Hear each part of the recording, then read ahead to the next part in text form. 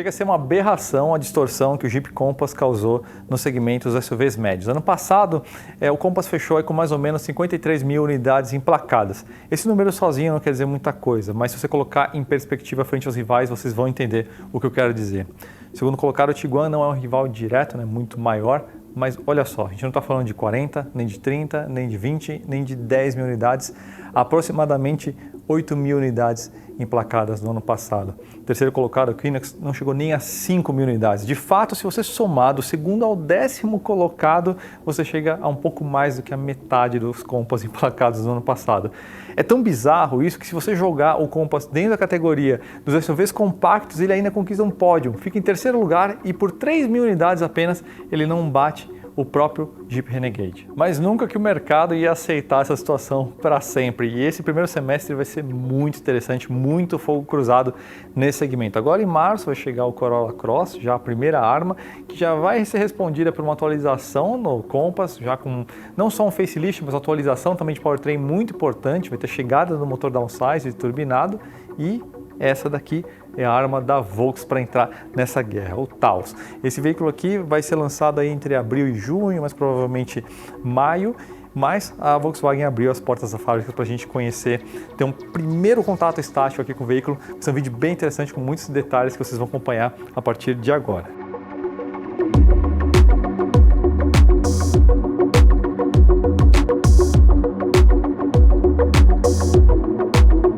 Não há preços oficiais do Taos por enquanto, mas é bem provável que as suas versões Comfortline e Highline, essas sim confirmadas, estejam aí na casa de mais ou menos 130 a 170 mil reais, sempre casadas aí ao mesmo powertrain, né? Motor 1.4 TSI de 150 cavalos, 25,5 kgfm de torque, com câmbio AQ250 automático de 6 marchas. Vale lembrar que você consegue financiar tanto o Taos quando ele for lançado, como qualquer outro seminovo com até 5 anos de uso pelo Bradesco Financiamentos em autoline.com.br. Lá no topo do site do Autoline é só você clicar em simular financiamento, escolhe a quantidade de parcelas, alguns dados bem básicos e bem rapidamente você já recebe a melhor proposta. Enquanto você está lá, vale a pena você dar uma olhadinha aí também nos seminovos, aí se você quiser fazer um upgrade de categoria, pegar de repente um Tiguan, um Discovery, algo do gênero. Para facilitar a sua vida, eu deixei em destaque ali nos comentários o link para essa busca. O Taos vai seguir mais ou menos a mesma lógica do Nivus em termos de cardápio, então vai ser bem enxuto, como a gente falou, Comfortline e Highline.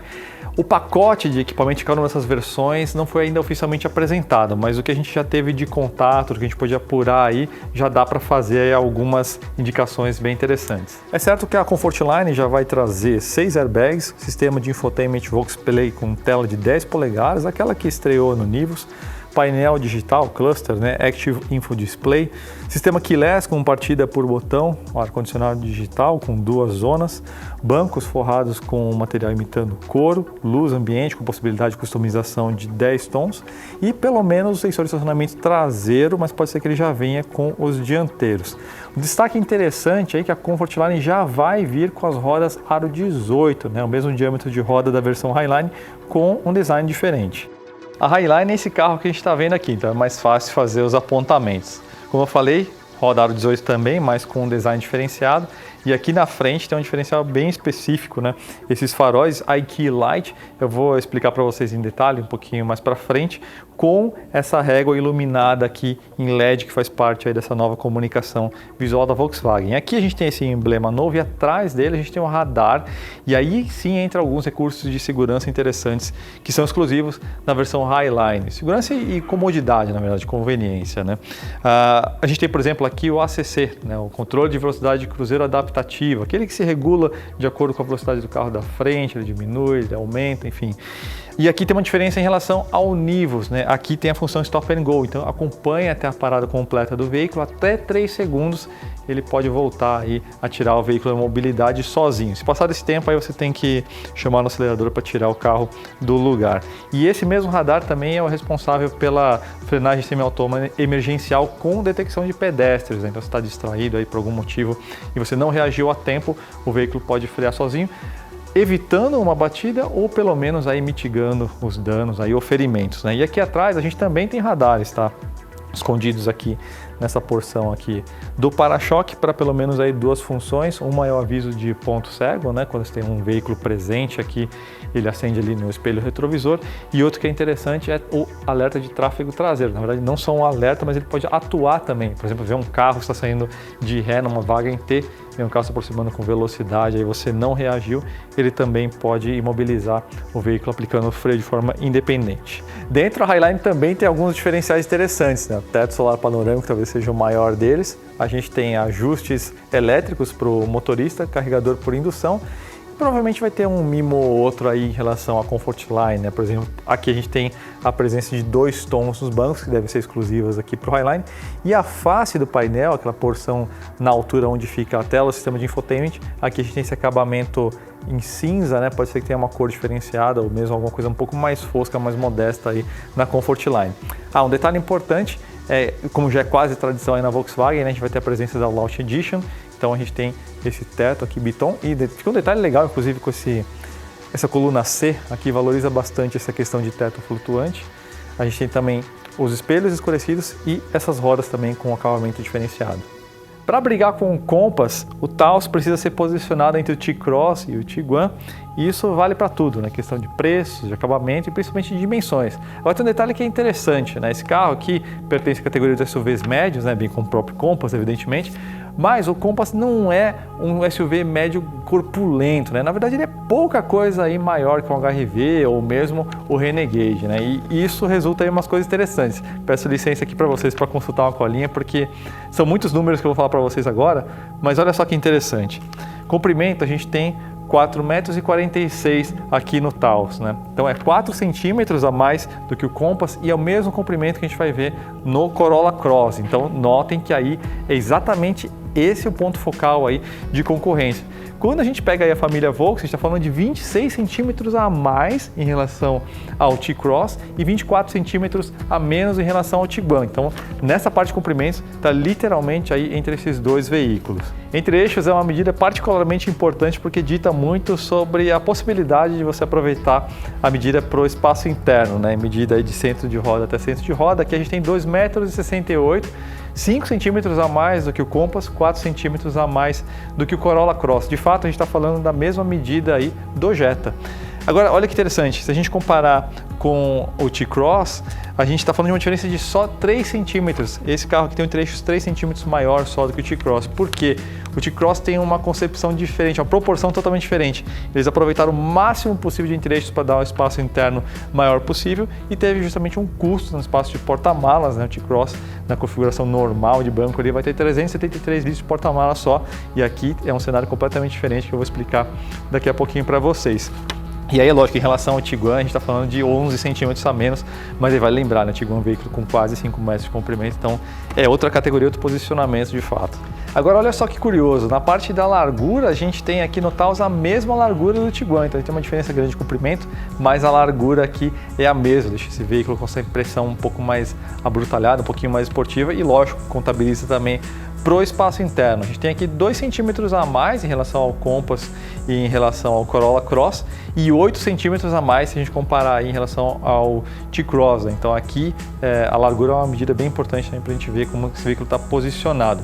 A altura, tá todo mundo aí meio que junto, né? Não é tão relevante a altura, até porque tem outros elementos aqui, como essa questão de suporte aqui, a antena, então tem coisas aí que vão não necessariamente dita muito sobre a proporção do veículo, mas já que estamos falando de dimensões, né?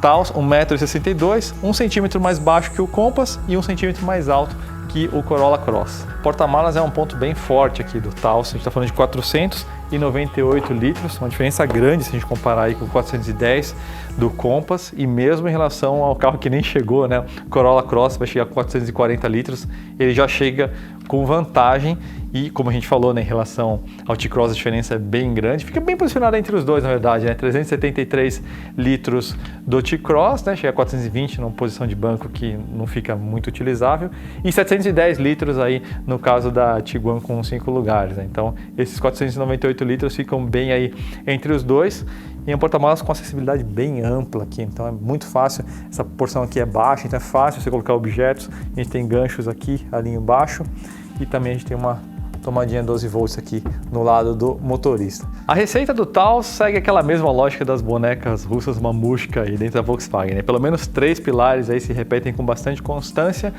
Começando pela plataforma, né, excelente, mais que premiada MQB. Agora um detalhe interessante aqui é na variação A1, né, que é a mesma do Jetta, mais corpulenta, permite algumas vantagens em termos de suspensão que a gente vai explicar daqui a pouquinho. Segundo pilar, parte de motor, né, então sempre motor 1.4 TSI, né, 150 cavalos, 5.000 RPM, 25,5 GFM, uma rotação bem baixinha, 1.500 RPM.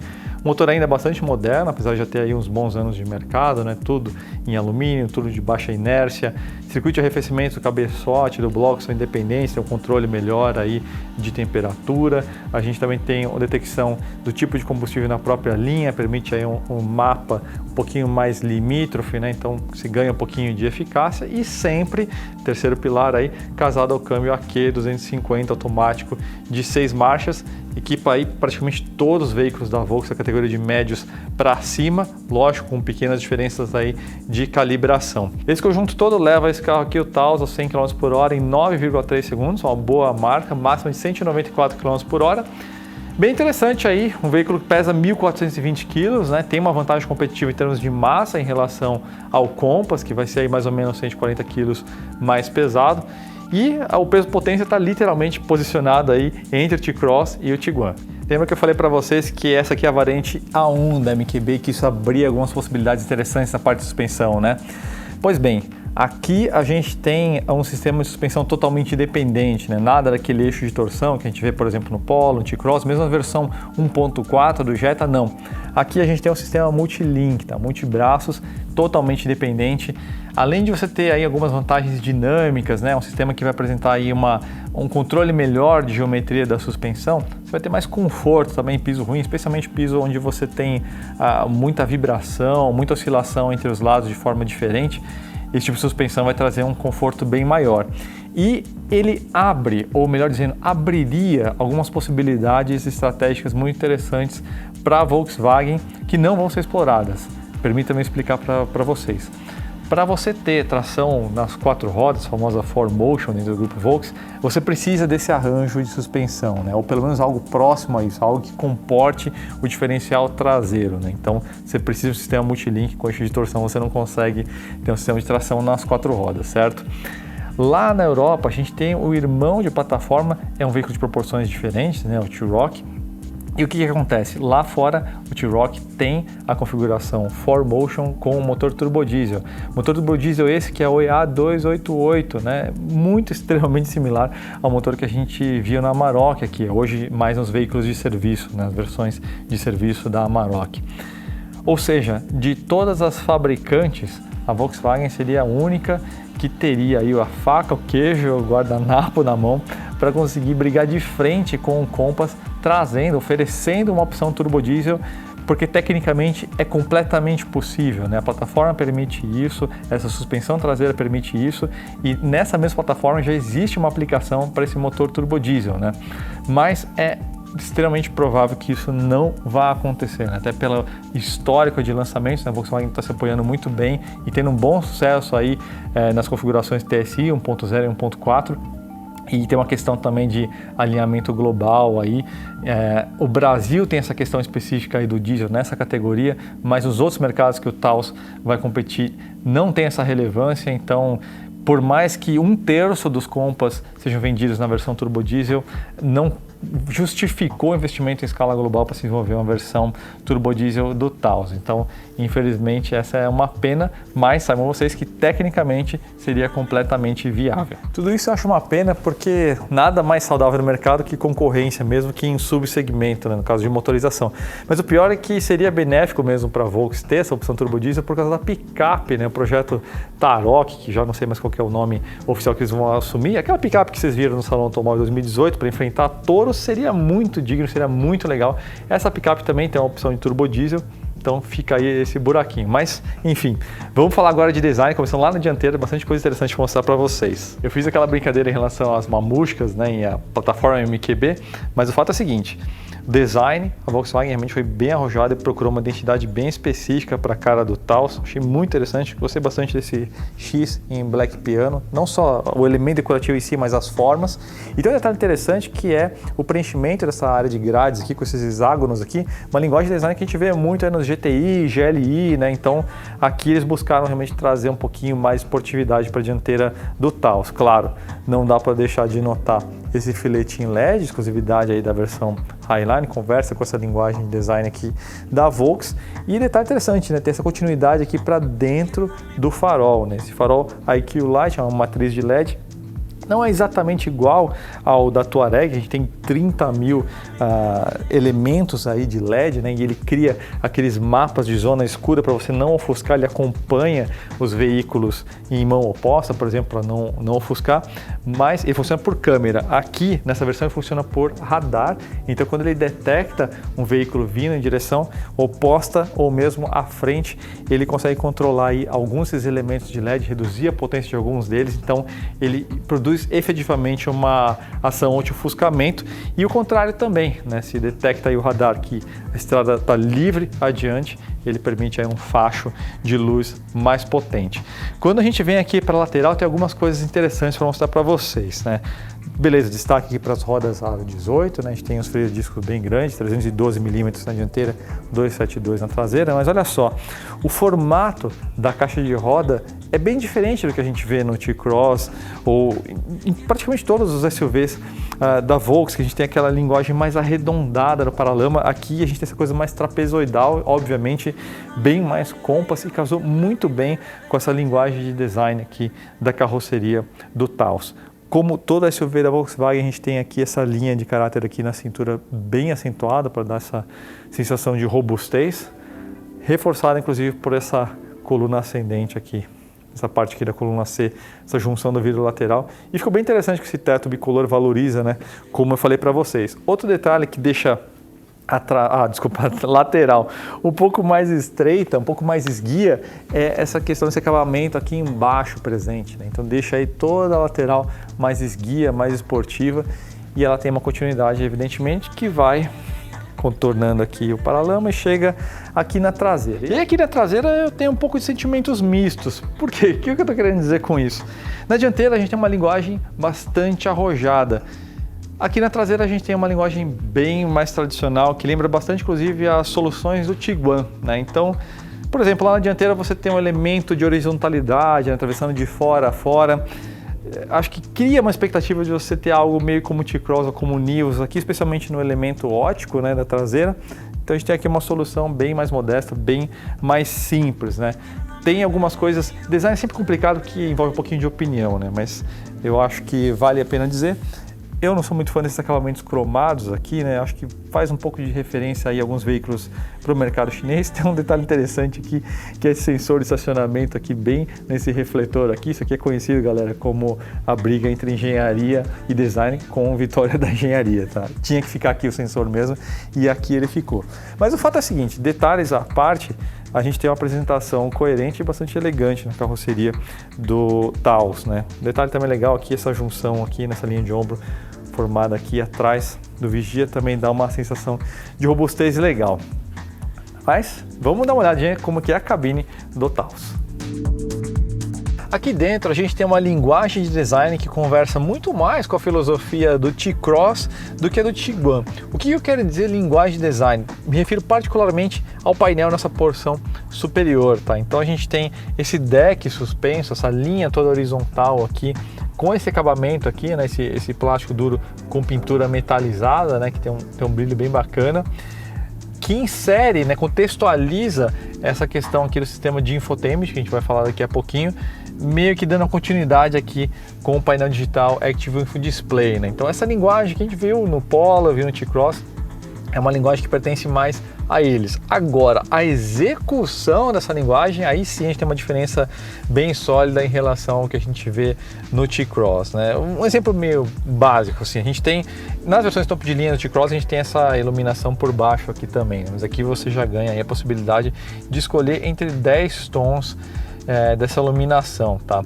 E essa iluminação se prolonga também até o painel de porta e também aqui dentro do cluster a gente tem aí a customização desse mesmo tema. Logo abaixo, imediatamente abaixo, a gente tem a aplicação desse material sintético imitando couro com essa costura aqui que dá esse tom de requinte e ao tato também é mais agradável. E novamente ela continua no painel de porta, o que significa que no painel de porta a gente tem alguns materiais de forração, né? A maior reclamação dos donos de T-Cross justamente a simplicidade do painel de porta, que é um veículo de outra categoria, então a gente tem uma evolução não só em quantidade de materiais, mas também no capricho deles, né? Então a gente tem plásticos mais emborrachados, enfim, painel de porta aí bastante bacana. Plásticos de forma geral aqui são de uma qualidade maior, evidentemente, se a gente comparar ao T-Cross. Outro ponto que vai ser um diferencial de venda para a versão Highline é a presença desse teto solar panorâmico, que abre, você tem a tela presente para isolar o calor e dá uma ambiência muito mais interessante, né? Ilumina e dá uma vida na cabine, então é um detalhe bastante interessante. Volante aqui a gente tem aquela peça do Golf 8, né, que a gente já viu aqui no Brasil presente no Nivus, tem aletas para trocas manuais aqui atrás do volante, você também consegue trocar as marchas aqui no modo Tiptronic, né, puxando no drive e depois puxando a alavanca para a direita, tá?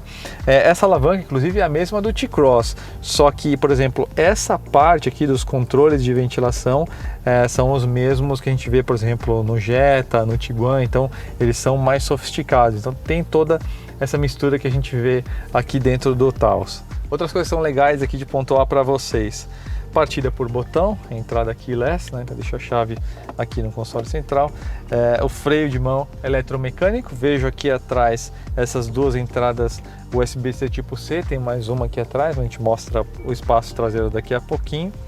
E aqui também é o botão de condução, de modos de condução, né? Então a gente tem aqui 4 opções, que já existiu a variação aí de Polo GTS, os veículos dos médios para cima da Volkswagen sabe o que a gente está falando, tem 4 possibilidades, né? Eco, normal, legal, que muda aqui a foto, né, no sistema, que dá uma vida a mais, e o individual, onde você consegue personalizar aí de forma independente os parâmetros que esses mapas alteram, então trocas de marcha, a carga da direção, né, não vai deixar ela mais rápida, mas deixar um pouco mais macia, um pouco mais firme, o mapa de funcionamento do ar-condicionado, do compressor do ar também muda, o ACC, o controle de velocidade cruzeiro adaptativo, também muda de acordo com o mapa, né, Comfort normal, o Sport, ele vai ganhar velocidade numa razão diferente, um pouco mais agressivo, ao custo de um consumo um pouco maior, a parte de assistência das luzes, então você consegue customizar tudo aqui por meio desse botão aqui dentro do modo indivíduo.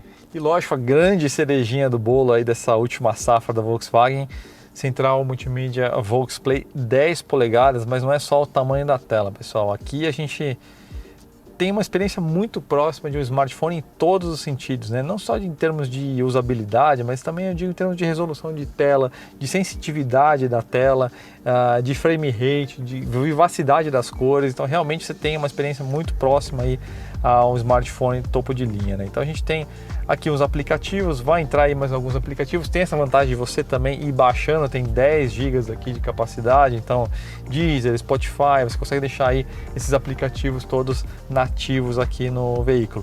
Conectividade aqui, Apple CarPlay Wireless e infelizmente, ou pelo menos por enquanto, o Android Auto você precisa conectar por via cabo, né? Nada que uma atualização futura não resolva, mas realmente esse sistema aqui é nota 10, muito legal, um grande diferencial aí de vendas a favor do Taos. E um detalhe bacana, carregador por indução aqui no console central, um equipamento que a gente não sabe ainda se fica na Comfortline e na Highline ou só restrita à Highline.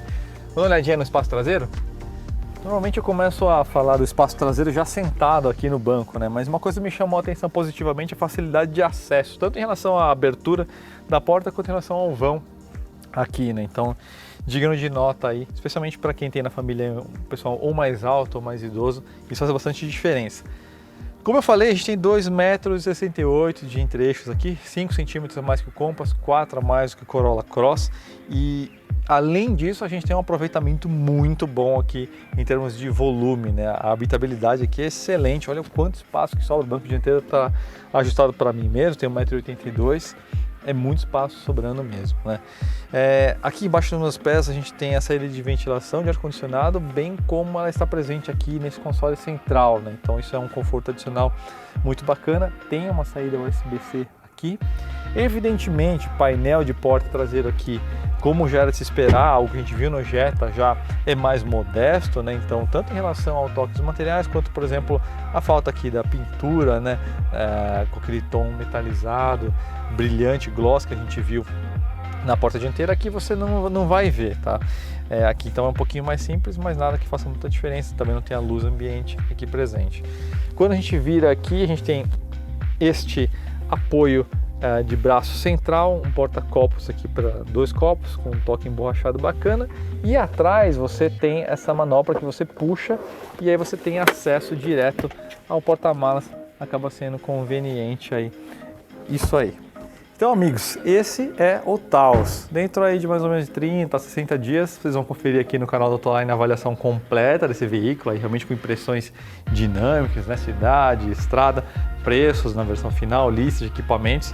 Isso é que a gente tinha para apresentar para vocês hoje, mas fiquem ligados aí no canal Autoline porque tem muita coisa quente vindo aí. Como eu falei no começo do vídeo, vai pegar fogo esse segmento. Então vai ter Corolla Cross, vai ter essa versão atualizada do Compass, tudo isso, todas essas avaliações vocês vão conferir aqui no canal Autoline. Então, se você não é o assinante, seja agora mesmo, ative o sininho para você receber as notificações e nos vemos no próximo vídeo. Espero que vocês tenham gostado, espero que tenha sido útil e nos vemos na próxima. Obrigado, pessoal, um abraço.